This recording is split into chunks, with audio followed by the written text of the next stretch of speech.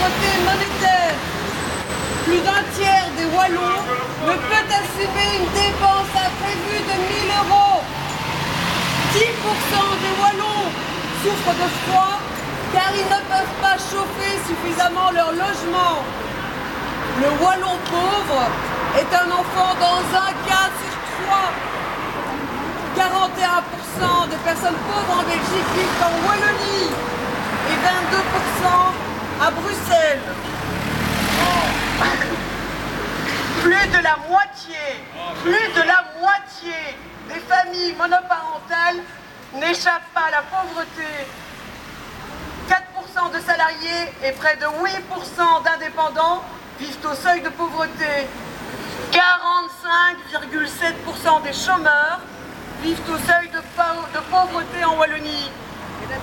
Plus de 69% des personnes dans des situations à faible intensité de travail vivent au seuil de pauvreté en Wallonie.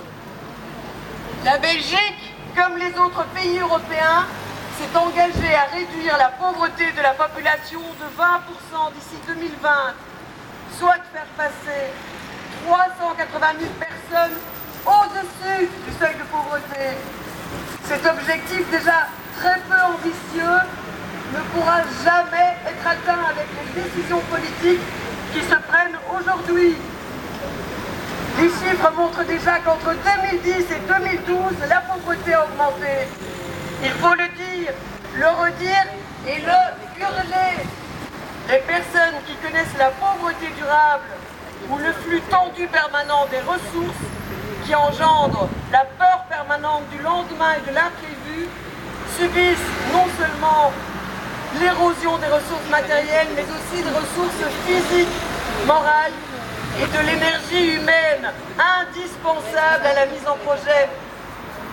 Elles usent leur force physique et mentale pour uniquement se débrouiller, pour gérer la matérialité du quotidien et donc s'appauvrissent en spirale.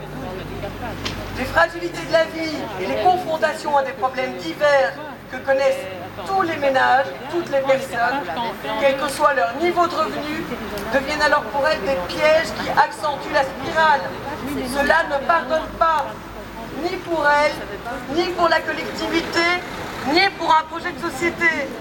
Ce n'est pas acceptable, ce n'est plus supportable.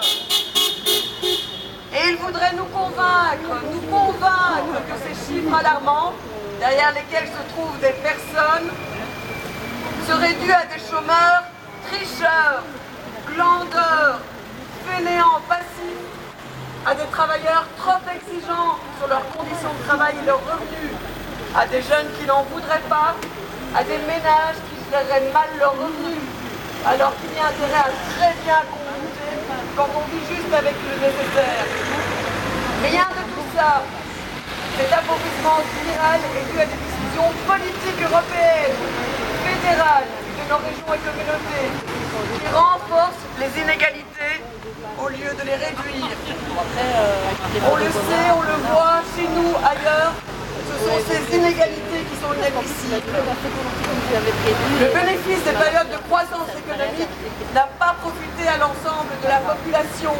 Elle a renforcé les plus forts, les plus riches.